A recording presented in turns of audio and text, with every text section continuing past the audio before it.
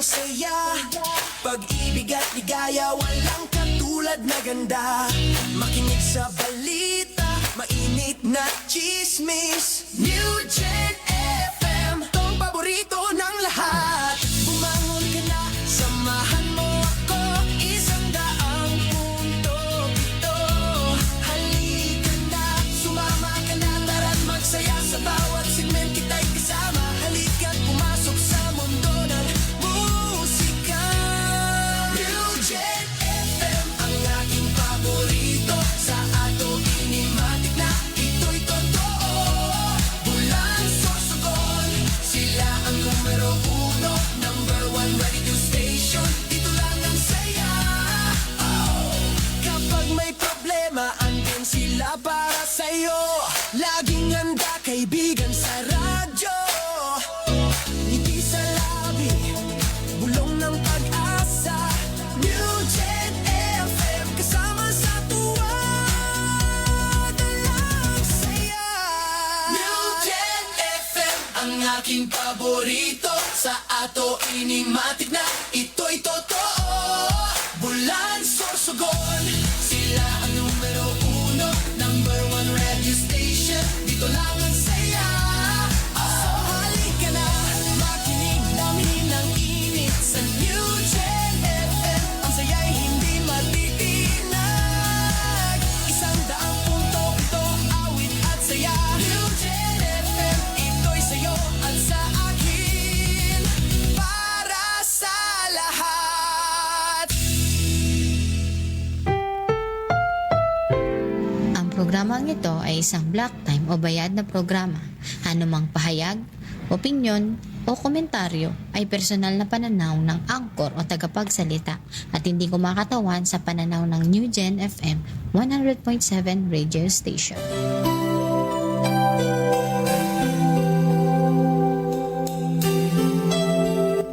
Inihahandog ng United Pentecostal Church Bulan ang programang Si Jesus ang Buhay na Pag-asa.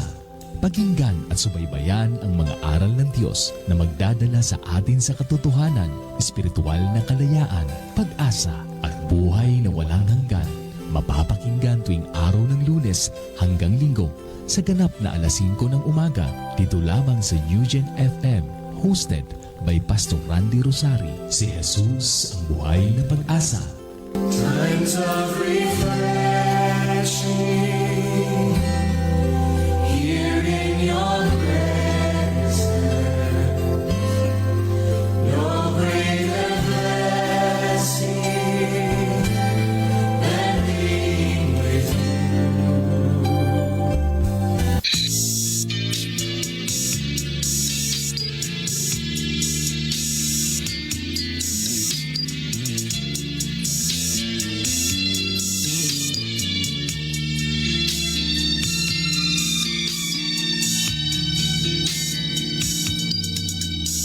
Ang dating landas ko, di alam kung saan patungo. Puso at isip ko'y litong-lito. Ngunit ikaw, Jesus, ang sa'kin nagbigay gabay. Inakay mo ako sa landas ng buhay. Ang puso ko'y gagalak na magpuri sa ngalan mo. Ang himig ko'y laging laan sa pagsamba lamang sa'yo. Tunay ang dakila ka, O Diyos, sa buhay kong ito. Kaya't walang hanggang papuri ang alay. Ang alay ko sa'yo.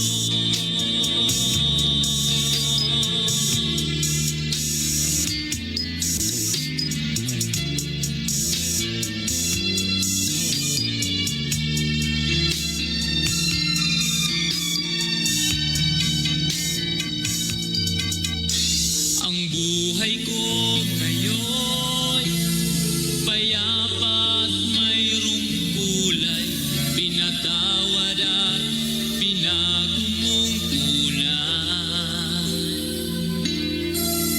Tanging ikaw, Jesus, ang aking pag-asang taglay. Sa pagsubok man, ikaw ang karamay.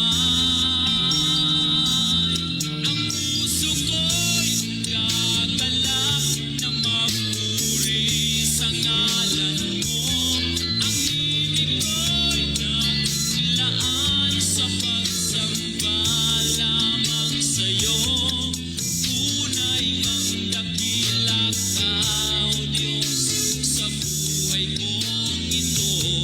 Kaya't walang hanggang papuri ang alay. Ang puso ko'y gagalak na magpuri sa ngalan mo. Ang himig ko'y naglaan sa pagsamba lamang sa'yo. Tunay ngang dakila ka, O Diyos, sa buhay kong ito. Kaya't walang hanggang papuri ang alay. Ang puso ko'y nagagalak na magpuri sa ngalan mo. Ang himig ko'y naglaan sa pagsamba lamang. Purihin ang pangalan ng ating Panginoong Heso Kristo. Mga kapatid at mga kaibigan, isang mapagpalang umaga po sa inyong lahat. At sa himig po na inyong napapakinggan ay muling sumasaimpapawid ang programang Si Jesus ang Buhay na Pag-asa. At sa pangalan po ng aming pastor, Pastor Randy Rosario ng United Pentecostal Church, Bulan, kami po ang inyong lingkod na makakasama sa umagang ito. Ako po si Brother Raymar at kasama ko po sina Brother Aljun at si Brother Angelo para po sa ating Bible reading. Good morning po sa inyong mga kapatid, lalo na sa lahat ng mga naka-tune in ngayon sa kanilang mga radio at sa lahat ng mga Facebook live viewers. Isang mapagpalang umaga po sa inyong lahat, mga kapatid, at pagbati po sa mga kapatiran sa tatlong congregation ng UPC Bulan, sa Iquirino, Magsaysay at Santa Remedios Church. Sa lahat po ng kapatiran, good morning po sa inyo. Pagpalain kayo ng ating Panginoon, mga kapatid. At isip ko, litong-lito. Ngunit ikaw, Jesus, ang sa'kin nagbigay gabay. Inakay Praise the Lord. Pagbati po sa ating pastor diyan po sa Barangay Igarino. Good morning po, pastor, at sa inyo pong may bahay, kay Pastora Maricar Rosare at sa whole family. Pagpalain po kayo ng ating Panginoon. Praise the Lord. At good morning din po sa lahat ng mga kapatiran natin sa Barangay Zone 7, sa Hipulyi family, kina Brother Rigor at kay Sister Cheryl, at ganun din sa buong family. Good morning po sa inyo at pagpalain kayo ng ating Panginoon, at maging kay Nanay Celeste Lorilla at ganun din po kay Sister Jessa Lorilla dyan din po sa Barangay Zone 7. I-bless po kayo ng ating Panginoon. Praise the Lord. At maging sa kapatid natin na si Brother John Lloyd Cypress, dyan din po sa lugar ng Zone 7, sa kapatid nating newly baptized. Pagpalain ka po ng ating Panginoon, at maging sa Julian family, good morning po sa inyo. ngayon, payapa at mayroong kulay, pinatawag. Praise God. At maging sa mga kapatid natin sa pananampalataya dyan po sa Barangay Aquino, sa Gotis family, kina Brother Louie Gotis at Sister Rosie, good morning po sa inyo. Maging kay Brother Goto at kay Sister Erlinda, ganun din kay Sister Nelly Gotis. Pagpalain po kayo ng ating Panginoon. At ngayon po sila ay nakatune in sa kanilang radio at nakikinig sa programang Si Jesus ang Buhay na Pag-asa. Patuloy kayong pagpalain ng ating Panginoon sa inyo pong walang sawang pagsubaybay at pakikinig sa programang ito. Purihin ang pangalan ng ating Panginoon.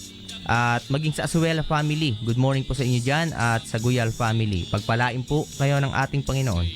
Walang hanggang papuri ang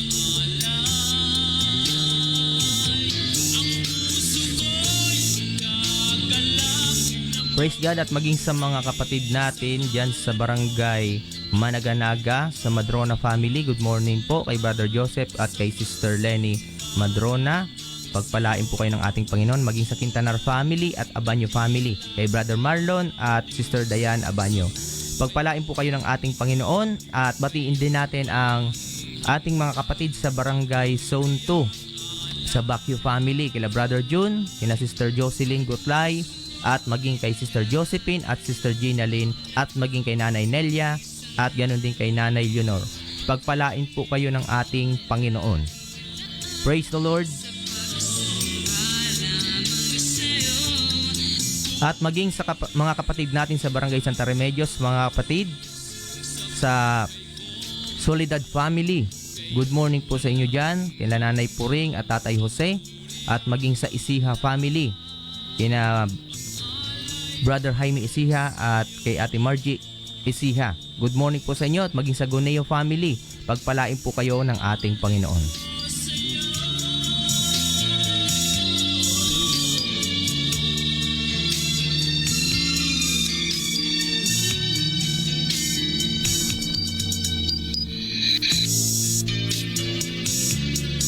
Praise the Lord. At by this time, batiin din po natin ang ating mga live viewers sa Facebook. Good morning po kay Sister Yoli Albao. Pagpalain po kayo ng ating Panginoon, at maraming salamat po sa inyong patuloy na pagsubaybay. At maging kay Sister Lita Sultan, good morning po.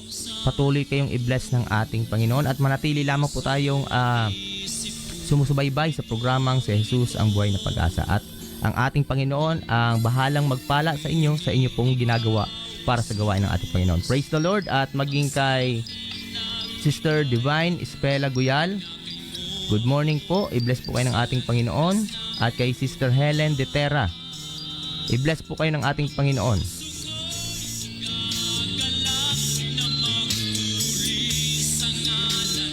Praise the Lord. At maging kay Sister Mary Jane Golyena Soledad, good morning po kapatid. Pagpalain po kayo ng ating Panginoon. Thank you for watching. Brother Andy Orozco, isang mapagpalang umaga po sa iyo kapatid. I-bless ka po ng ating Panginoon. At ganoon din po kay Sister Marlene Gulyoso diyan po sa Barangay Tulatula. Good morning po. Pagpalain po kayo ng ating Panginoon.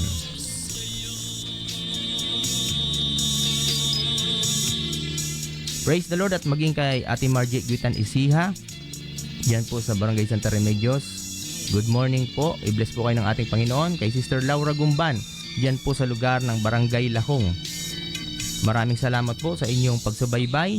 Pagpalain po kayo ng ating Panginoon. At ganoon din po kay Sister Eleanor Hiocado,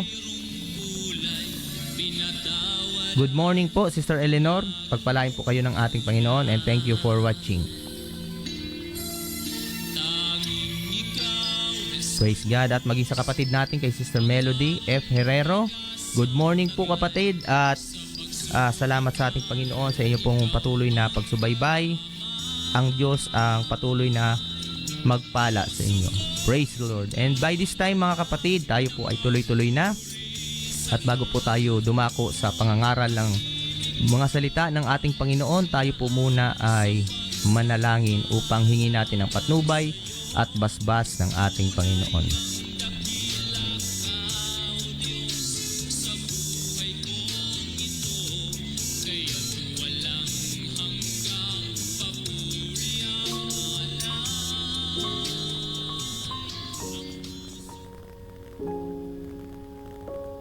Praise the Lord. Tayo po ay manalangin sa ating Panginoon.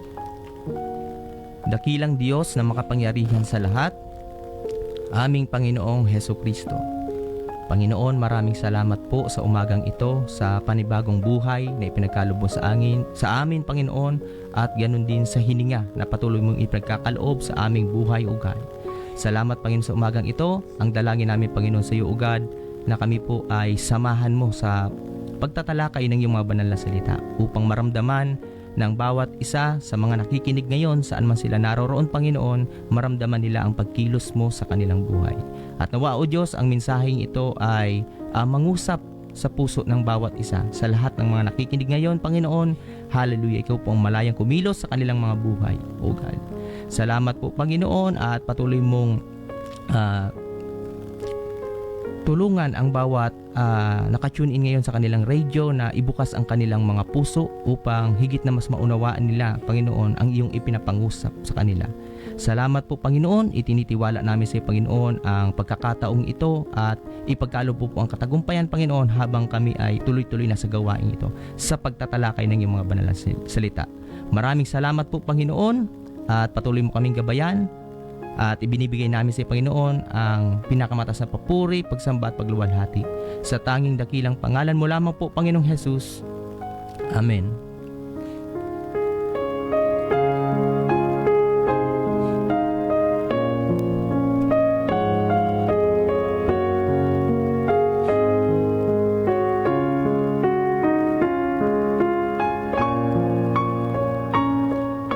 Praise the Lord. At kung kayo po, mga kapatid, ay mayroong mga Biblia, maaari niyo po kaming sabayan sa pagbabasa ng mga salita ng ating Panginoon. So tayo po, mga kapatid, ay magsipagbukas sa aklat ng Hebrews chapter 12 verse 2. Ganito po, mga kapatid, ang ating mapapakinggan. At huwag kayong magsiayon sa sanglibutang ito, kundi magiba kayo sa pamamagitan ng pagbabago ng inyong pag-iisip, upang mapatunayan ninyo kung alin ang mabuti at kaaya-aya at lubos na kalooban ng Diyos. Praise the Lord. Purihin po ang pangalan ng ating Panginoon at pagpalain po ng ating Panginoon ang kanyang mga banal na salita. So ang title po ng ating exhortation sa umagang ito ay pinamagatang Focus on Jesus. So sa talata po na ating nabasa, mga kapatid, sabi ng Hebrews chapter 12 verse 2, namasdan natin si Jesus na gumawa at sumakdal ng ating pananampalataya, na siya, dahil sa kagalakang inilagay sa harapan niya, ay nagtiis ng krus, na niwalang bahala ang kahihiyan at mupo sa kanan ng luklukan ng Diyos. So sa English po, looking unto Jesus, the author and the finisher of our faith.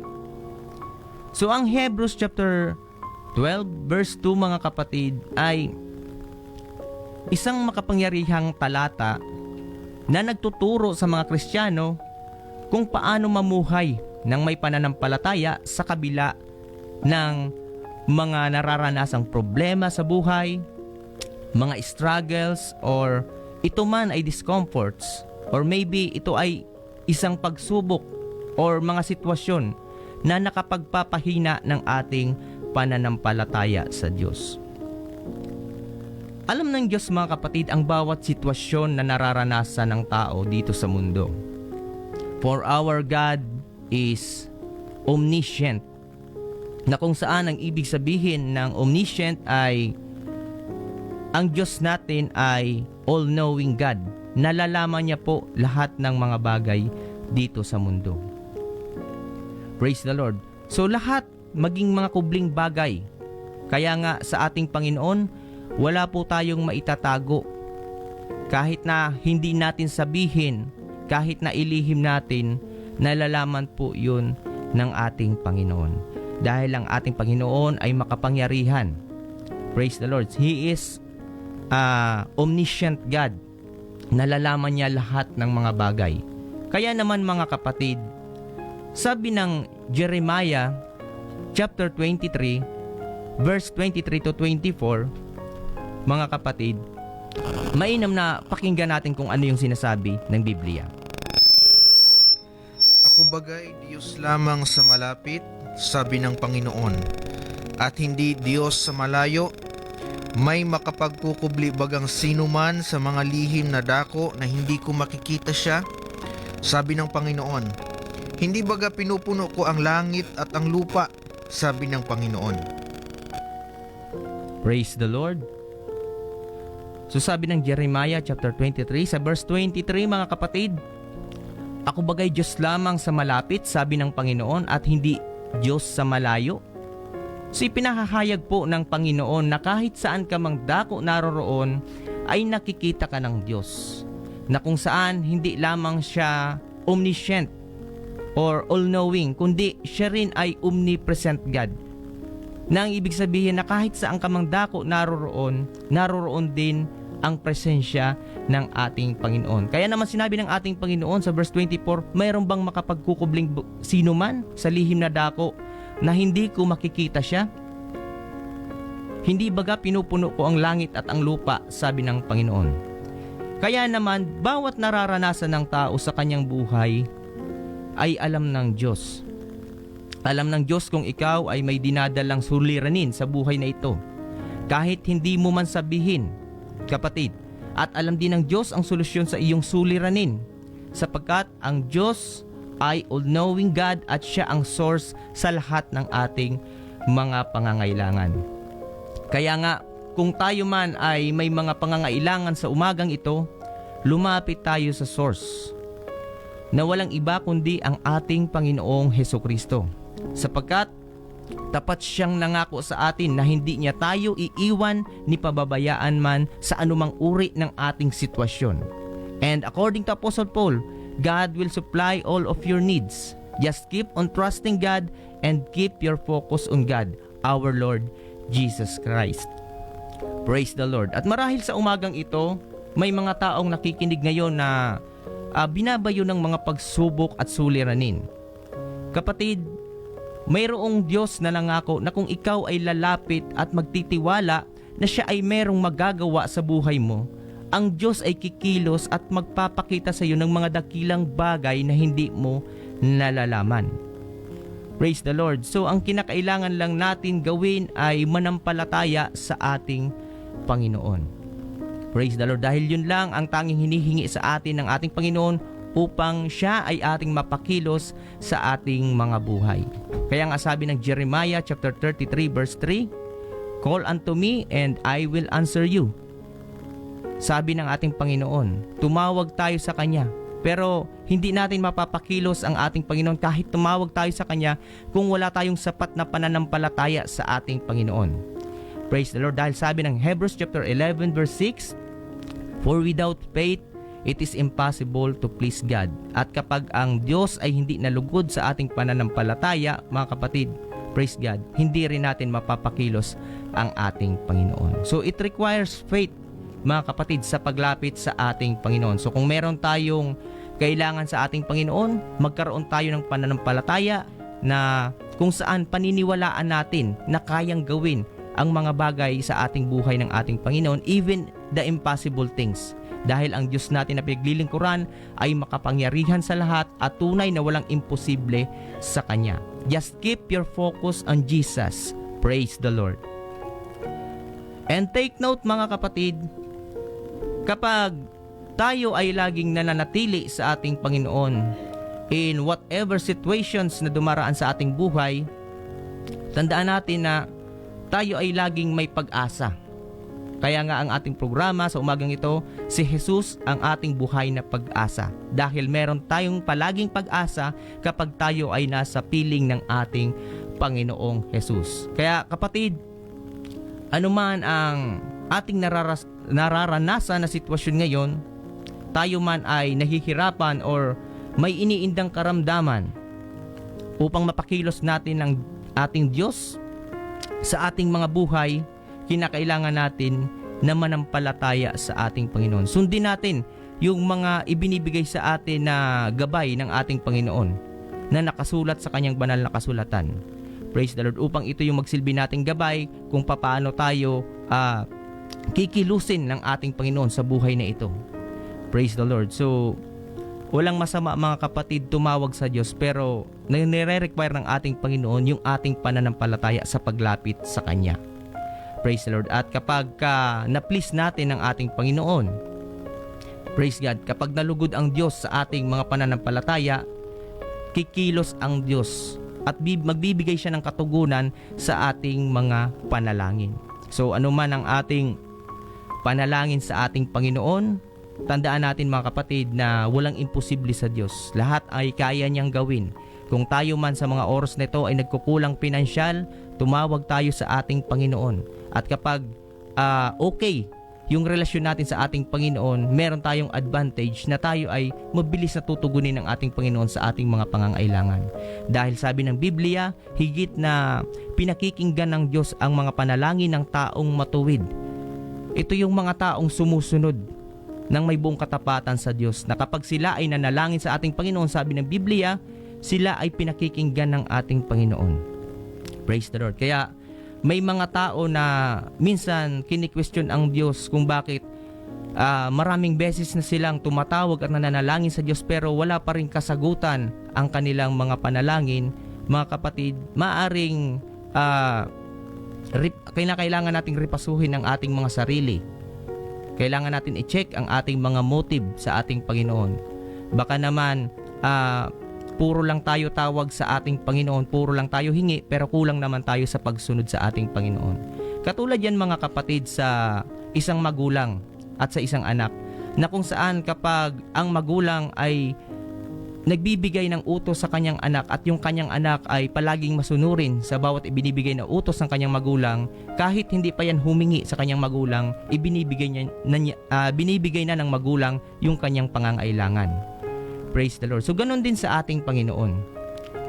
Kung tayo ay hihingi sa Diyos, advantage sa atin kung tayo ay masunurin sa ating Panginoon. Dahil ang Panginoon ay after sa pagsunod natin. At kapag nalugod ang Diyos sa pagsunod natin, hindi rin magagawa ng Diyos na hindi tayo bigyan ng kasiyahan sa buhay na ito. So laging mayroon pa konsuelo ang ating Panginoon. Laging mayroon siyang ibinibigay na reward sa bawat tao na matapat na sumusunod sa kanyang kalooban. Purihin po ang pangalan ng ating Panginoon. So sa paglilingkod sa Diyos, kinakailangan meron tayong focus and we are moving forward. So sabi ng Luke chapter 9, verse 57 to 62, ganito po ang ating mapapakinggan. At paglakad nila sa daan ay may nagsabi sa kanya, "Susunod ako sa iyo saan ka man pumaroon." At sinabi sa kanya ni Jesus, "May mga lungga ang mga sora, at mga ibon sa langit ay may mga pugad. Datapwat ang anak ng tao ay walang kahiligan ang kanyang ulo." At sinabi niya sa iba, "Sumunod ka sa akin." Datapwat siya'y nagsabi, "Panginoon, tulutan mo muna akong makauwi at mailibing ko ang aking ama." Datapwat sinabi niya sa kanya, "Pabayaan mong ilibing ng mga patay ang kanilang sariling mga patay. Datapwat yumaon ka at ibalita mo ang kaharian ng Diyos." At ang iba namay nagsabi, "Susunod ako sa iyo, Panginoon. Datapwat pabayaan mo akong magpaalam muna sa mga kasambahay ko." Datapwat sinabi sa kanya ni Jesus, "Walang taong pagkahawak sa araro at lumilingon sa likod ay karapat-dapat sa kaharian ng Diyos." Praise the Lord. So, ang Luke chapter 9 verse 57 to 62 ay nagpapaalala na hindi dapat lumingon kapag tayo ay nasa paglilingkod sa ating Panginoon. So, ibig sabihin nito, magkaroon tayo ng sapat na focus sa ating Panginoon. Hindi yung palingon-lingon tayo habang tayo ay sumusunod sa ating Panginoon, na kung saan kung i-connect natin ito sa ating mga buhay, ito yung mga tao na sumasideline pa rin sa sanlibutan. Praise the Lord. Sumusunod sa ating Panginoon pero may mga ginagawang sideline na labag sa kalooban ng ating Panginoon. So ang nais ng ating Panginoon, kung tayo ay magdidesisyon na sumunod sa Kanya, kalimutan natin ang ating mga sarili. Yung mga sarili nating kagustuhan, yung mga dati nating nakasanayan sa buhay na ito, at mag-focus tayo sa ipinapagawa ng ating Panginoon. Kaya may mga Kristiyano na minsan nagiging mabagal sa pag-usad pagdating sa paglago, ay yun ay dahil sa hindi sila totally surrendered sa ating Panginoon. Praise the Lord. Kapag ang buhay natin ay hindi totally surrendered sa ating Panginoon, mga kapatid, magiging mabagal talaga yung pag-usad ng ating paglago. At kung hindi tayo lalago sa paglilingkod sa ating Panginoon, maaaring tayo ay maging katitisuran ng kapwa natin. Mga kapatid, na hindi natin namamalaya na tayo pala ay nagiging kasangkapan na upang ikatisod ng iba. Kaya kinakailangan natin na lumago sa paglilingkod sa ating Panginoon. Magkaroon tayo ng firm decision na sumunod sa pinag-uutos at kalooban ng Diyos. At magkaroon tayo ng surrendered life sa ating Panginoon. Tulad sa sinabi ng ating Panginoon, nung siya ay nanalangin, sabi niya, "Not my will, but your will be done." So napakaganda na i-adapt natin yung ganong prinsipyo sa ating buhay, mga kapatid. Na hindi yung sarili nating kalooban yung masunod, kundi kung ano yung kalooban ng Diyos sa ating mga buhay. Praise the Lord. So mayroong mga hadlang na dumarating sa ating mga buhay. Pero ang nais ng Diyos, tayo ay magpatuloy lang. Tuloy-tuloy lang tayo, mga kapatid. So may mga katitisuran man, patuloy lang. Looking unto Jesus tayo, mga kapatid. Dahil yung mga katitisuran, hindi naman talaga nawawala yan sa buhay ng tao. Praise the Lord. Dahil sa mundong ito, although tayo ay, sabihin natin lalo na sa mga kapwa ko mananampalataya, nakakilala na sa ating Panginoon, tayo ay hindi pa perpekto. Tayo ay under process pa ng ating Panginoon. So tayo ay inaayos pa. Kaya may mga times na maging tayo ay maging katitisuran sa iba. Pero as long as nananatili tayo sa ating Panginoon at willing tayo na ipaayos ang ating buhay sa Diyos, ang ating Panginoon ay malayang makakakilos sa ating mga buhay. So wala naman talagang perpekto na tao dito sa mundo. At pagdating sa paglilingkod, ang hinihingi lang ng Diyos ay tayo ay maging consistent sa ating paglilingkod sa Kanya. At hayaan natin ng Diyos na tayo ay ayusin sa buhay na ito. Dahil alam ng Diyos na tayo ay maraming pagkukulang at kapabayaan pagdating sa paglilingkod. At kinakailangan na ayusin upang tayo ay maging karapat-dapat at maging dalisay sa Kanyang harapan. So, marami talaga tayong makikita ang katitisuran. At nawa ang katitisuran ay hindi maging hadlang sa ating paglilingkod sa ating Panginoon. Kasi minsan may mga time na kahit Kristiyano ka na, kapag nakaranas ka ng katitisuran, lalo na sa iyong kapatid, minsan ito yung ginagamit ng kaaway upang ikaw ay panghinain sa iyong pananampalataya at pagsunod sa ating Panginoon. Minsan, kapag ikaw ay natisod, nadadamay pati ang Diyos. Na kung tutuusin, wala namang kinalaman ang Diyos sa iyong pagkatisod. Yung nakatisod sa iyo tao, pero yung sinisisi mo yung Diyos. Mga kapatid, at dinadamay mo yung church. Na kapag ikaw ay natisod, hindi ka na magsisimba, hindi ka na a-attend ng Bible study. So hindi yung kalooban ng ating Panginoon. At ang mga bagay na yun ay isang pagkilos ng dyablo sa buhay ng tao upang ang tao ay sirain sa kanyang pananampalataya. Dahil oo nga naman, kapag ang tao ay nagtuloy-tuloy sa kanyang pananampalataya at kapag natapos niya yung takbuhin sa mundong ito na siya ay tapat na naglilingkod sa Diyos, mamanahin niya yung pangako ng ating Panginoon na buhay na walang hanggan. At yun yung ayaw na mangyari ng dyablo sa tao. Kaya kinakailangan nating maging wise sa buhay na ito, mga kapatid. Kinakailangan natin na manatili tayong rooted sa salita ng ating Panginoon. Dahil kapag tayo ay nakaugat sa salita ng ating Panginoon, anumang mga pagsubok ang ating daanan, anumang mga katitisuran, anumang problema, anumang mga struggle ang ating maranasan, mananatili pa rin tayo sa kalooban ng ating Panginoon. At ang pangako ng ating Panginoon, kahit anuman ang ating maranasan, hindi niya tayo iiwan ni pababayaan man. At sabi ng Panginoon, hanggang sa katapos-tapusan ay sasamahan niya tayo. So meron tayong advantage, mga kapatid, sa ating Panginoon. Kaya pahalagahan natin na tayo ay nakakilala sa ating Panginoon at paglingkuran natin ang ating Panginoon ng buong puso at buong katapatan. Purihin po ang pangalan ng ating Panginoon. Kaya naman sa buhay nito, maraming nagiging katitisuran, maraming pwedeng gamitin sa buhay ng isang tao, lalo na sa buhay ng isang mananampalataya. Pwedeng kamag-anak mo, pwedeng asawa mo, pwedeng mga anak mo, pwede ring mga kaibigan mo. At ilan lang yan sa mga pwedeng gamitin ng dyablo bilang stumbling block sa iyong pananampalataya. Pero kapag ikaw ay, as I said before, mga kapatid, kapag ikaw ay nakaugat sa pananampalataya kay Jesus Christ, mga kapatid, magpapatuloy ka sa paglilingkod sa ating Panginoon. Hindi mo pakikinggan yung mga udyok ng dyablo sa buhay mo. Magpapakalakas ka sa ating Panginoon. At yun yung encouragement sa atin ng ating Panginoon, na tayo ay magpakalakas sa Kanya. Purihin ang pangalan ng ating Panginoon. Susunod, mga kapatid, kapag kasama natin ang Diyos, tayo ay palaging magtatagumpay. So basahin natin mga kapatid ang Romans chapter 8 verse 37. Ganito po ang ating mapapakinggan. Hindi, kundi sa lahat ng mga bagay na ito, tayo'y higit pa sa mapagtagumpay sa pamamagitan niyaong sa atin ay umibig. Praise the Lord. Hindi, kundi sa lahat ng mga bagay na ito, tayo'y higit pa sa mga mapagtagumpay sa pamamagitan niyaong sa atin ay umibig. Mga kapatid at mga kaibigan, we are more than conquerors, sabi ng Biblia. As long as nakasama natin ang ating Panginoon at tayo ay nananatili sa pagsunod sa kanyang kalooban, despite man ang mga hadlang, tayo ay merong pagtatagumpay sa ating Panginoon. So every time man na tayo ay dumaan sa mga mahihirap na sitwasyon at pagsubok sa buhay, merong Diyos na sasaklolo sa atin. So ito yung tinatawag na advantage ng mga Kristiyano, na kapag dumaan ka sa mga mahihirap na sitwasyon at pagsubok, every time that we call upon His name, our Lord Jesus Christ, the promise of the Lord, that He will answer us and He will never leave us. The Lord will hear our prayers and the Lord will help us, mga kapatid.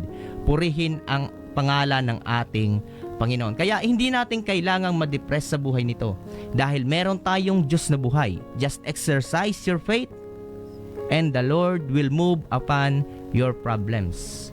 So tandaan natin mga kapatid, gaano mang kalaki ng ating problema na kinakaharap, tandaan natin na mas malaki ang Diyos sa ating mga problema.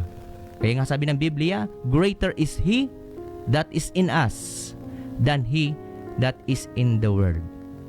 Purihin ang pangalan ng ating Panginoon, mga kapatid. So Romans chapter 8 verse 31, ganito po ang ating mapapakinggan. Ano ang ating sasabihin sa mga bagay na ito? Kung ang Diyos ay kakampi natin, sino ang laban sa atin? Praise the Lord. If God be for us, who can be against us? Meron pa bang hihigit kaysa Diyos? Wala na, mga kapatid.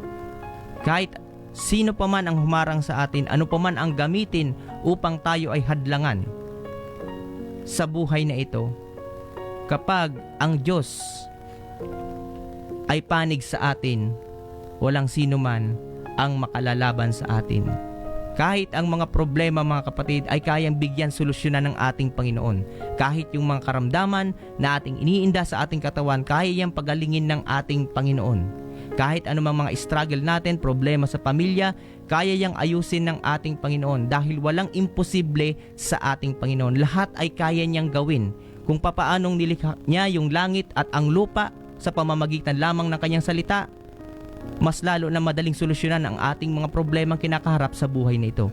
Kung tayo ay may merong pananampalataya sa ating Panginoon, at kapag meron tayong pananampalataya na sasapat upang tumugon ang ating Panginoon, ang Diyos ay kikilos sa ating mga buhay. Tandaan natin, mga kapatid, yung verse na ibinigay sa atin ng ating Panginoon, yung Jeremiah chapter 33 verse 3, na tumawag ka sa akin at ako'y sasagot sa iyo. At ako'y magpapakita sa iyo ng mga dakilang bagay na mahihirap na hindi mo nalalaman. Praise the Lord. So marahil may mga sitwasyon na hindi natin alam kung paano susolusyonan. May mga sitwasyon na sa buhay natin na ginawa na natin yung lahat pero hindi pa rin umepekto. It's about time na itiwala natin itong mga kapatid sa ating Panginoon. Praise the Lord. Dahil kapag ang ating mga problema at suliranin sa buhay ay itiniwala natin sa ating Panginoon, doon tayo maa-amaze na kapag tiniwalaan natin ang Diyos sa mga bagay na hindi natin kaya, ipapakita sa atin ng Diyos na siya ay kikilos kung tayo ay magtitiwala sa Kanya. Purihin po ang pangalan ng ating Panginoon. So, sa buhay na ito, mga kapatid, palagi lamang po nating tandaan na ang Diyos ay palaging nariyan, naghihintay lamang upang tayo ay lumapit sa Kanya. Kaya hindi natin kailangan nasuluhin ang lahat ng ating mga nararanasan sa mundong ito. Huwag natin sabihin sa ating mga sarili na kaya ko ang problema na ito, kaya kong solusyonan ang mga bagay na ito. Kung hindi tayo sasamahan ng ating Panginoon, mga kapatid, hindi tayo magtatagumpay. Purihin po ang pangalan ng ating Panginoon. Kaya nga, ang encouragement sa atin ng Biblia, praise the Lord, ilagak natin ang ating mga kabilisahan sa Diyos, sapagkat tayo ay pinagmamalasakitan ng ating Panginoon. Basahin po natin, mga kapatid, ang 1 Peter chapter 5 verse 7. Ganito po ang ating mapapakinggan. Na inyong ilagak sa Kanya ang lahat ng inyong kabalisahan, sapagkat kayo'y ipinagmamalasakit niya. Praise the Lord. So sabi ng 1 Peter chapter 5 verse 7, according to Apostle Peter, ating ilagak sa ating Panginoon ang lahat ng ating mga kabalisahan, sapagkat tunay na ang Diyos ay nagmamalasakit sa atin. Praise the Lord. So kinakailangan lang natin, mga kapatid, na isantabi natin ang ating mga pride sa ating mga buhay. Praise the Lord. Dahil yung pride, ito yung nakakahadlang upang ang Diyos ay pakinggan ang ating mga panalangin. Praise the Lord. So ang pride, yung isang dahilan upang ang Diyos ay hindi makakilos sa ating mga buhay. Dahil ang pride ay gumagawa ng hindi pagtitiwala sa ating Panginoon. Dahil ang pride, ito ay pagtitiwala sa iyong sarili, sa halip na ikaw ay magtiwala sa ating Panginoon. Kaya, mga kapatid, i-accept natin yung paanyaya sa atin ng ating Panginoon, na ating ilagak sa Kanya ang ating mga kabalisahan. Itiwala natin sa ating Panginoon anuman ang ating mga nararanasan. At huwag tayong mawala sa focus, mga kapatid. Manatili tayo na nasa kalooban palagi ng ating Panginoon.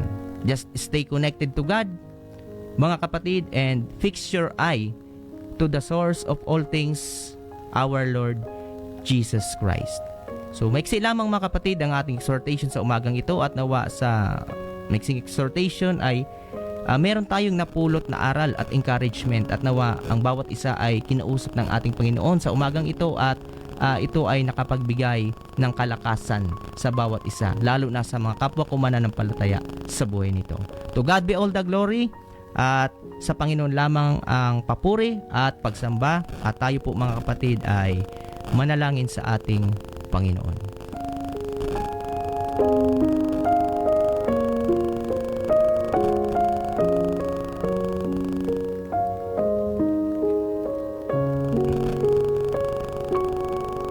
Praise the Lord. Dakilang Diyos na makapangyarihan sa lahat, aming Panginoong Hesukristo. Maraming salamat po, Panginoon, sa natapos na pagtatalakay ng iyong banal na salita. At nawa, O Diyos, ang aming napakinggan at natutunan sa umagang ito ay magsilbing kalakasan sa aming mga buhay at encouragement, O God. Hallelujah, na kung saan ito ay mas lalo pang mag-build ng relasyon namin sa iyo, Panginoon.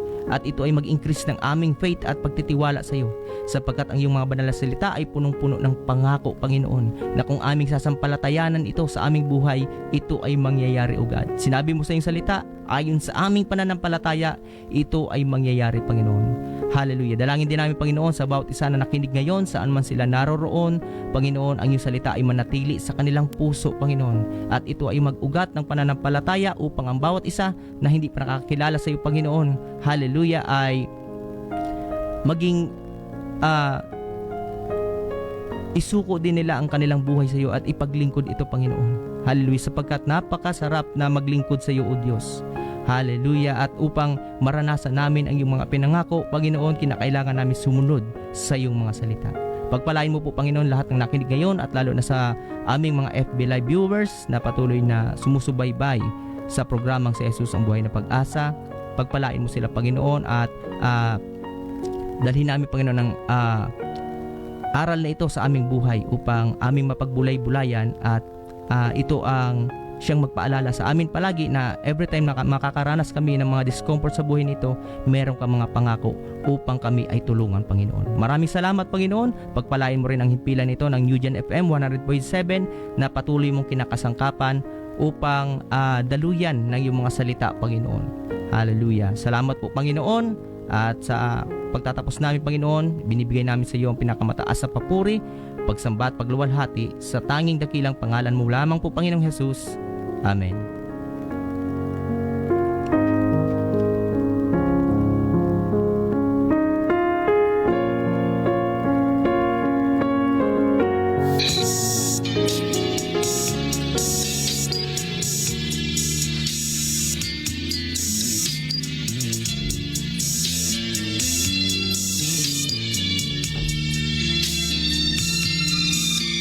Praise the Lord, at batiin po natin ang ating mga viewers sa Facebook.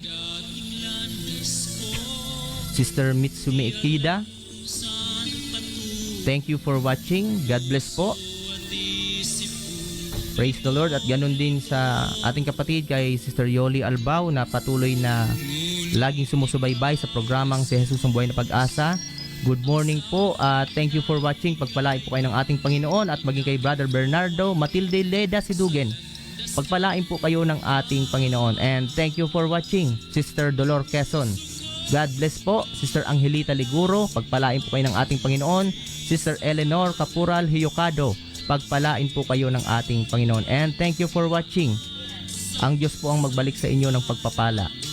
Ganon din po kay Sister Ann Villabanez, pagpalain po kayo ng ating Panginoon.